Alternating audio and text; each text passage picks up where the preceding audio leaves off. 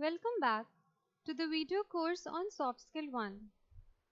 As you are aware that in our last lecture, we discussed about the parts of speech and various elements till preposition. And today we will continue with the last two elements of the parts of speech and further topics. So let us first look back at what we covered in our last class. Topics covered in the last video were the degrees of comparison in adjectives, the verbs, the adjectives and its types, the verbs and kind of verbs, the adverbs and kinds of verbs and adverbs, the prepositions and types of prepositions. In this video, we will start with the seventh element of part of speech, that is conjunction. So what is a conjunction? A conjunction is a word that joins words, phrases or clauses. Now by phrase we mean a part of a sentence which has incomplete structure but has some meaning, and by clause we mean a part of a sentence that does not make complete sense. Also, let us see the different kinds of conjunctions. There are four kinds of conjunction. The first one are coordinating conjunction. Coordinating conjunctions are also called coordinators, as they are used to join grammatical units of the same class, rank or pattern. So as you can see from the definition itself, whenever we have things which are equal in their rank or belong to the same class or same category or same variety, then we use coordinating conjunction like and, but, or, nor, neither, for, yet, still, so, etc. Example, Riya and Sapna are coming to visit us. So here we have used the coordinating conjunction and as you can see that both Riya and Sapna are girls who are visiting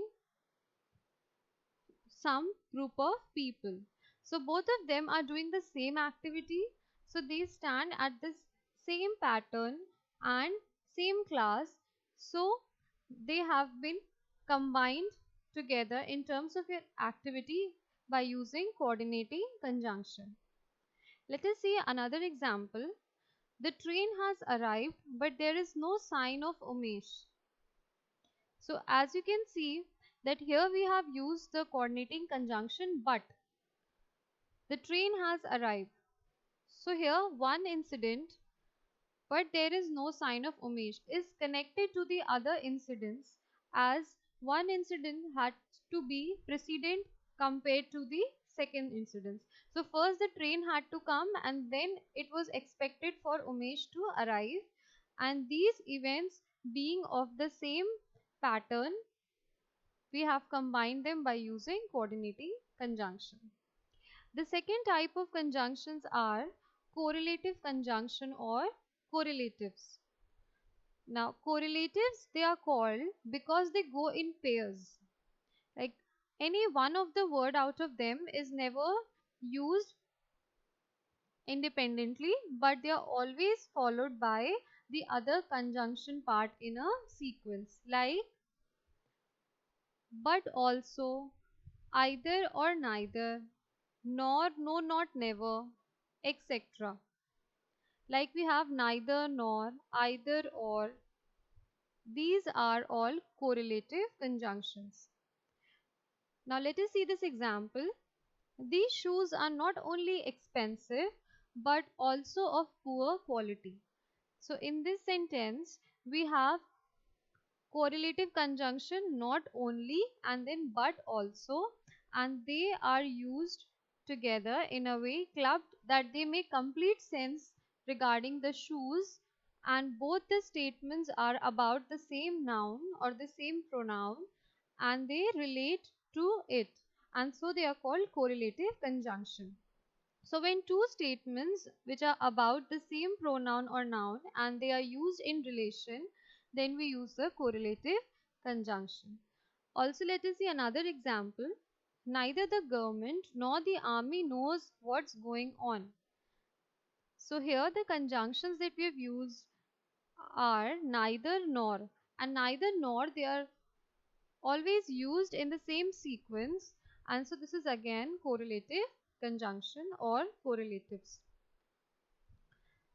Now moving forward to the third type of conjunction, which are sentence connectors. Now what are sentence connectors? They are used to relate the meanings or ideas of the sentences they connect. So if two sentences have the same meaning or they follow the same idea or school of thought, then we use sentence connectors like also, to, then besides, hence, however, likewise, moreover, otherwise, so, still, then, though, thus, yet, only, equally, similarly, on the other hand, on the contrary, etc. Now let us take this example. Take the umbrella, otherwise you will get wet. So here we are connecting two sentences and we have used the conjunction here otherwise. You can see that both the sentences are complete individually, like take the umbrella, it is a short but complete sentence. You will get wet is again a complete sentence, and they have been combined using this conjunction otherwise, and such conjunctions are called sentence connectors. Then we have another example. The offer was good, still he refused.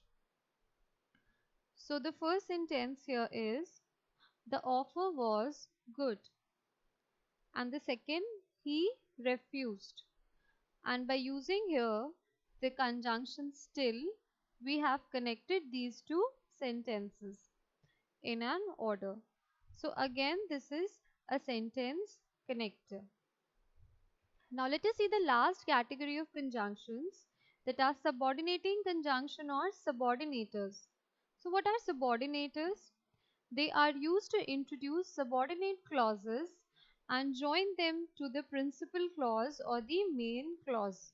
So whenever there is one clause or one part of a sentence which is the major action that is taking place, that you call a principal clause, and the second part or the latter part of the sentence is dependent on the first part, which you call the subordinate clause, then for joining such group of sentences also, the conjunctions that we use are subordinating conjunction.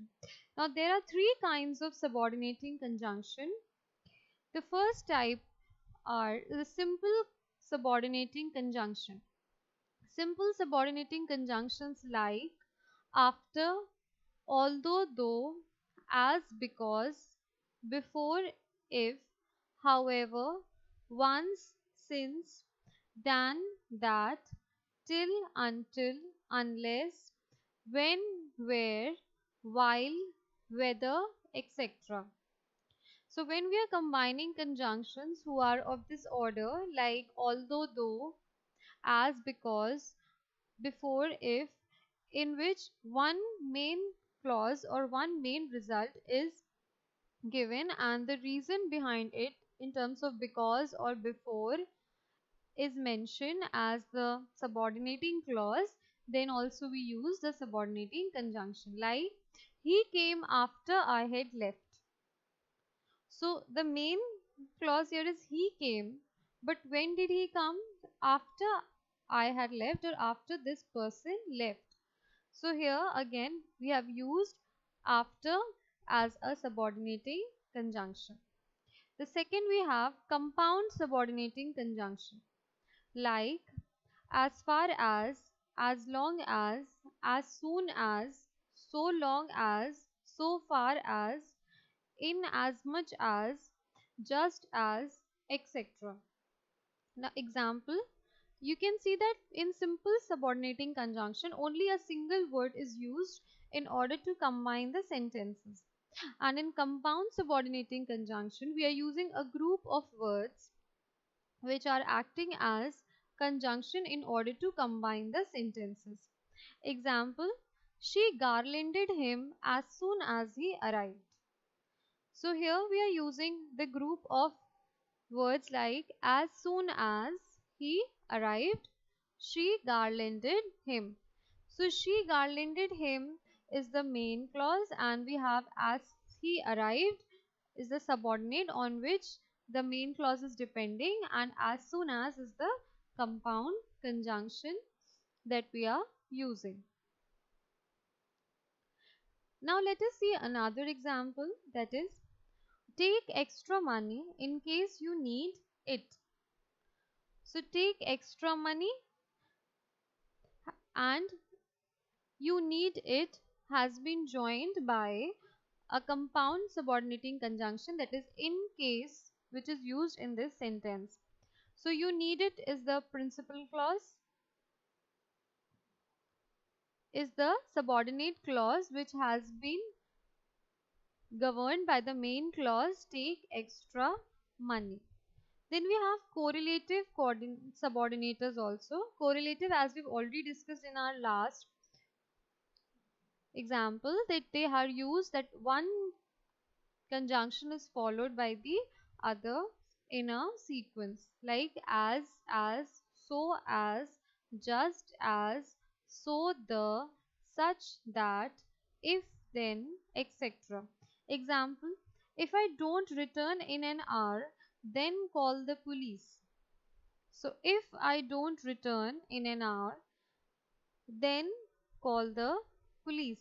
So in here you can see if and then, they are a pair of correlative subordinators which have been used in this example. So that is all about conjunctions. Now we'll see the last element of part of speech.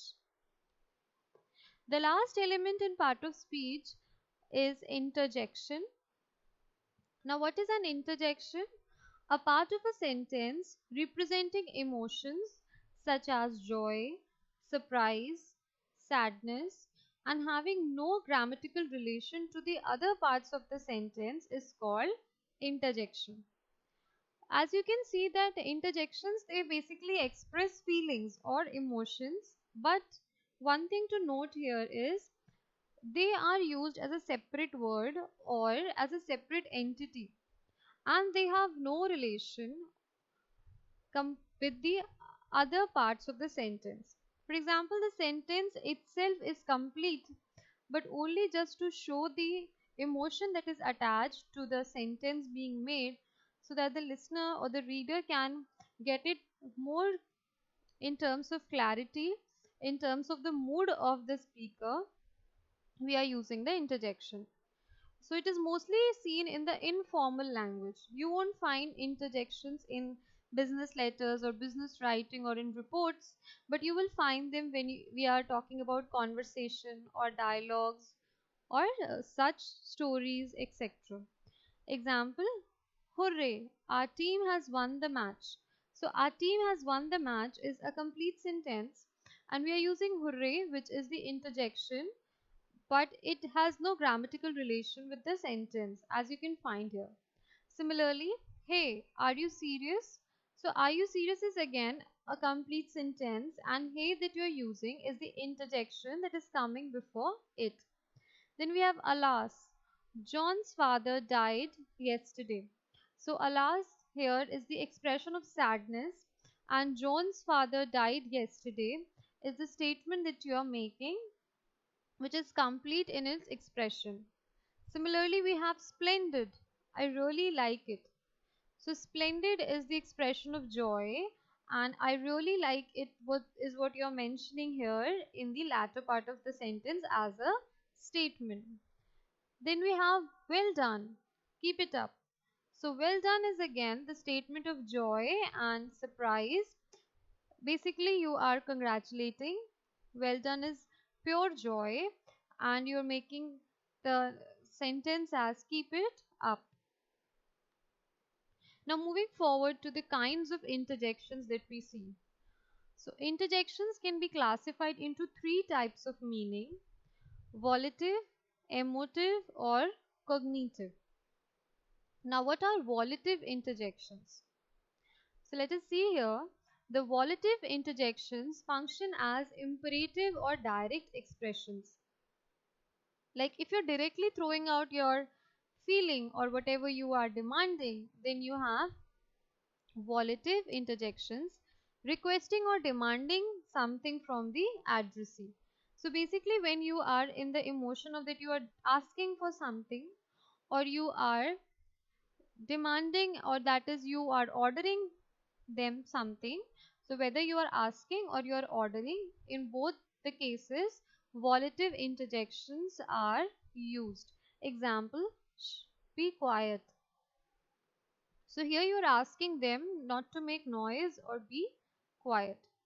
Next we have emotive interjections. Emotive interjections are used to express emotions such as disgust and fear. So these express what you are feeling at the moment. Example, yuck, that is disgust. You're not liking that particular thing. Then we have the last type, that are cognitive interjections. Cognitive interjections express feelings which are more related to cognition or information known to the speaker of the utterance.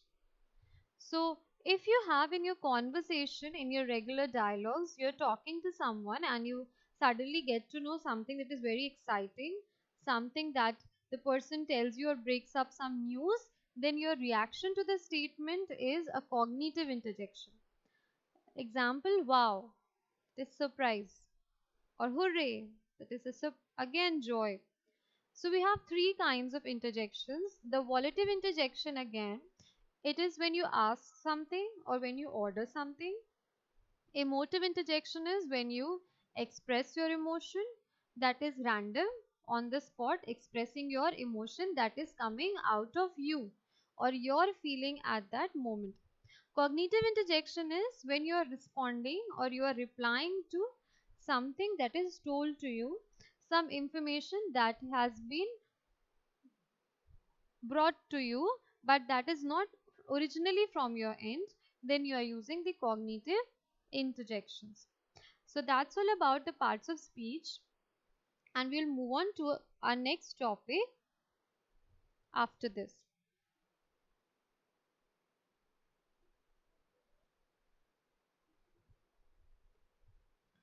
Now let us see our next topic, that is building vocabulary.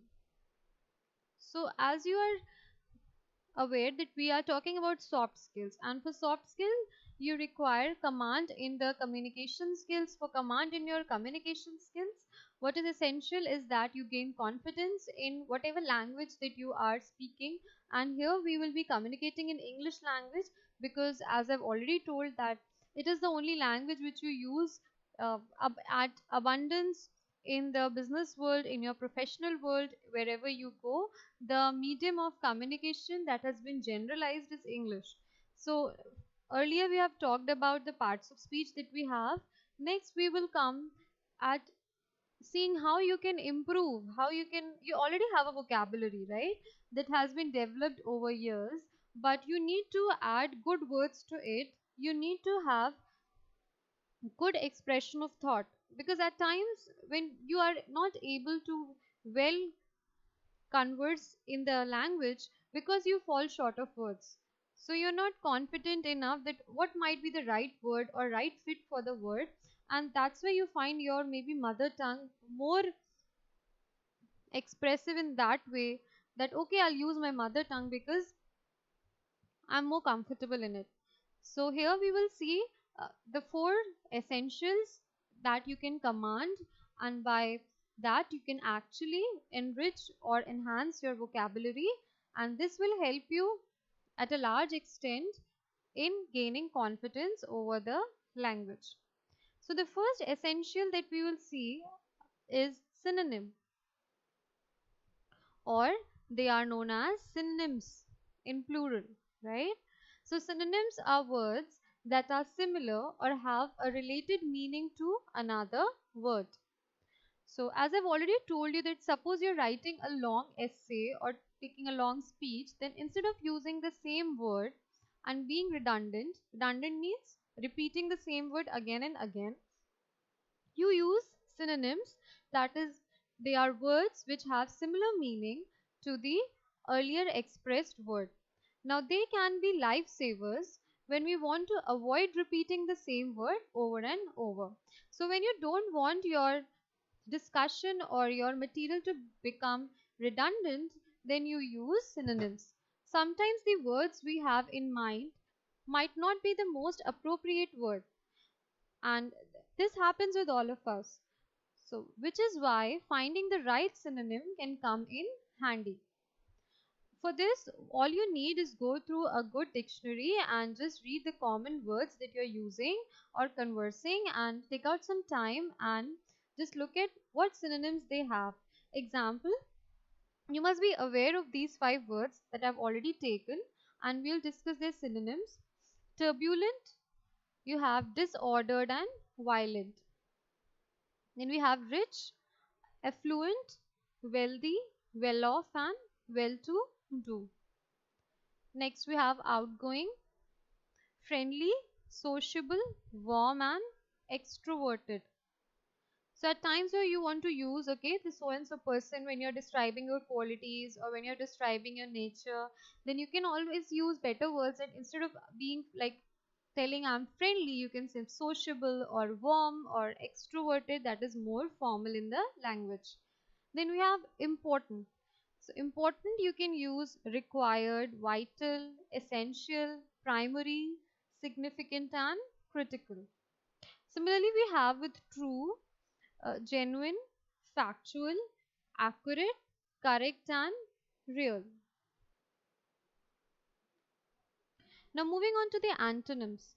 That is the second essential part of building your vocabulary. So antonyms can be used to demonstrate the contrast between two things or provide clues as to what it is meant. So suppose if you are using a word and I tell you that no, I mean the exact opposite of it. So you get to know, okay, what can be like I'm afraid or I'm not afraid. So this is the opposite of afraid. So antonyms give you the hint that the thing has been reversed in its basic form or nature. And for them you have specific words like we have here few antonyms as afraid, we have confident, gloomy, we have cheerful, rigid, flexible. For ancient we have modern, and we have individual, we have group.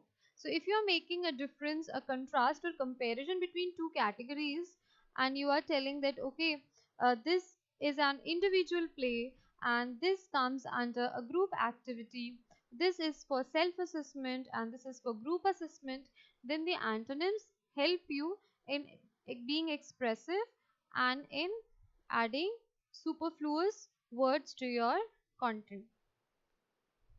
Then we have homonyms. So what are homonyms? These are two words that are spelled the same and sound the same, but they have different meanings. I would like to tell you beforehand that you don't have to get confused with homophones and homonyms because they both are different. We will also cover homophones later on, but let us first see what are homonyms. So homonyms, they have the same spelling, like the same word, the same spelling, but the meaning gets entirely different. So the word homonym comes from the prefix homo. Homo means the same, and the suffix nym. Nym means name. So same name is homonym. Therefore, a homonym is a word that has the same name as the another word, and the two words look and they sound exactly alike. Even the pronunciation is same and the spelling is same, then you have homonyms. Example, book, which can mean something to read, that is the books that you use for reading, or the act of making a reservation. When you book a ticket to travel, or you book a hall for a gathering, right? So, or you book a hotel to stay. So, book can mean both reservation and book can also mean something to read. Similarly, we have address. Address when you have the place where you live or location, or to speak to, like the minister is about to address the conference. And again, you have, please tell me your address. So, both of the address here have the same meaning and the same spelling, but the meanings get entirely different. Next, we have kind. Kind is a type, like I already told, there are four types of pronouns, suppose. And one, I'm saying he is a very kind fellow. So, the other kind is the nature. And the first kind is the types or varieties or categories. Next, we have rose. One you use like he rose from a very mediocre class to be a billionaire. So rose is to rise in the level, and the second is rose, a flower. Next we have spring. Spring, as you all know, spring is a season, like we have summer, winter, autumn and spring. And the next we have spring is also a coiled metal that you use, maybe the spring which is attached or the spring that you compress. So a spring is also a coil metal. Next we have well. Well means in good health. So are you well? In that case we are asking about the health or the state of the person. Another well is from where you fetch the water. So a source for water in the ground is also a well. So these are examples of the homonyms that we have in vocabulary. Now let us see homophones. So what are homophones? Homophones are pair of words that sound the same, but they have distinctly different meanings and different spellings too. Now what is the difference between the homonym and homophones? Homonyms, you've seen, they had the same name, the same spelling, but different meaning, and the same sound too. But in homophones, we have different spellings, only the sound is same. Example, in homonym we were having address and address. So the spelling was same, the sound was same. Homophones we are having not and not. So one not is K-N-O-T not, where K is silent. The second not is N-O-T not. So only the sound is same, but you can see that the spellings of both are different. Example, I do not know how she learned to tie the knot to make that necklace. I do not know. This knot is not aware of denying, that is denial. And the other knot is what you tie out of a thread, fastening. Second, we have sole and sole. So I need to get a new sole put on my favorite pair of running shoes. So this sole is what you put under the shoe as a platform. Next we have jogging is good for my soul. The other soul is the spirit or inner self. Next we have steal and steal. So someone who decides to steal a car has committed a crime. Steal, the act of getting something without permission. But auto parts are made of steel. Here the steel is a metal. Followed by we have idle and idle. So being idle makes me unhappy. So here the idle means not doing anything, sitting free. But listening to my idol Taylor Swift makes me happy. Uh, the next idol, that is IDOL, idol, is the one you look up to or you inspire to become, your source of inspiration. Next we have R and R. So again, like K, we have here the H is silent in the R. Like we have 1 hour before our appointment with the real estate agent. So here you can see that 1 hour, so the HOURR denotes the time, that is 60 minutes, 1 hour. And then the second OUR denotes group of people including the person, that is R. In this way you can see how homophones are also involved in vocabulary, and so by getting good command over the 4 essentials, that are synonyms, antonyms, homonyms and homophones, we can build our vocabulary.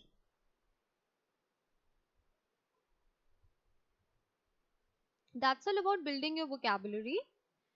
Now let us move on to our next topic, that is new word formation. So how are we going to make new words? We use them by firstly enriching our vocabulary, and then they are being made out of the root words. We get the new words by using the prefix and suffix. So basically we'll see here how we use prefix and suffix in order to make our new words.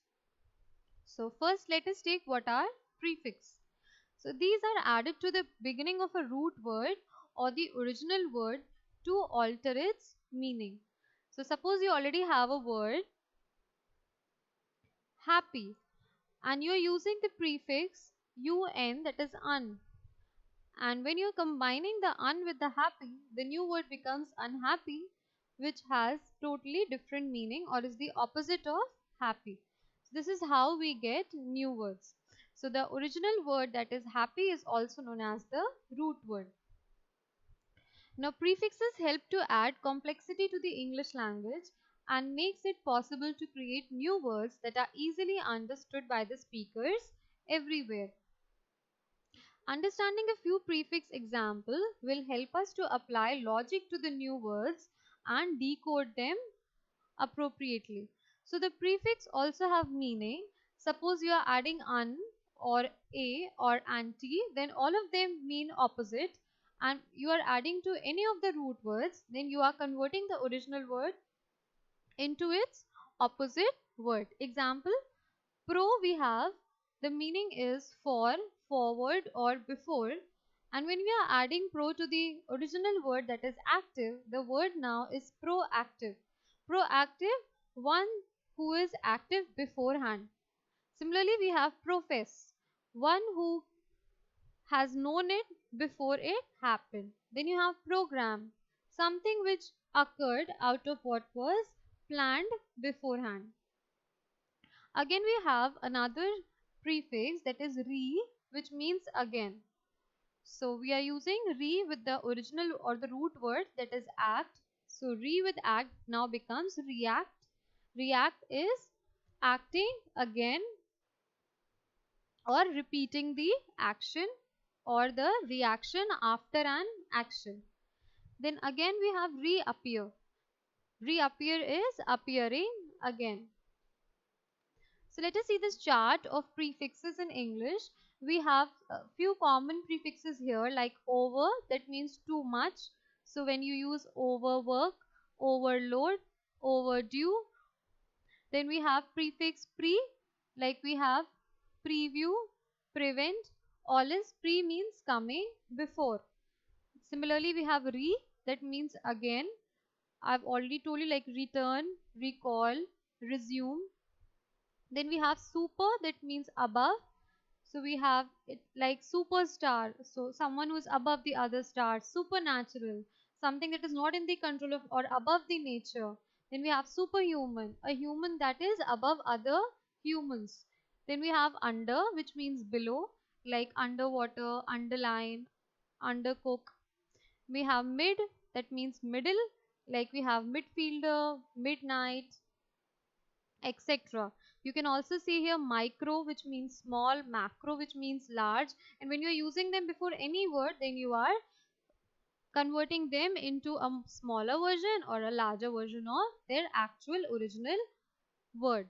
Similarly, we have semi, tri, pro, ante, homo, auto, poly, and hyper prefixes that we commonly use in our day-to-day vocabulary.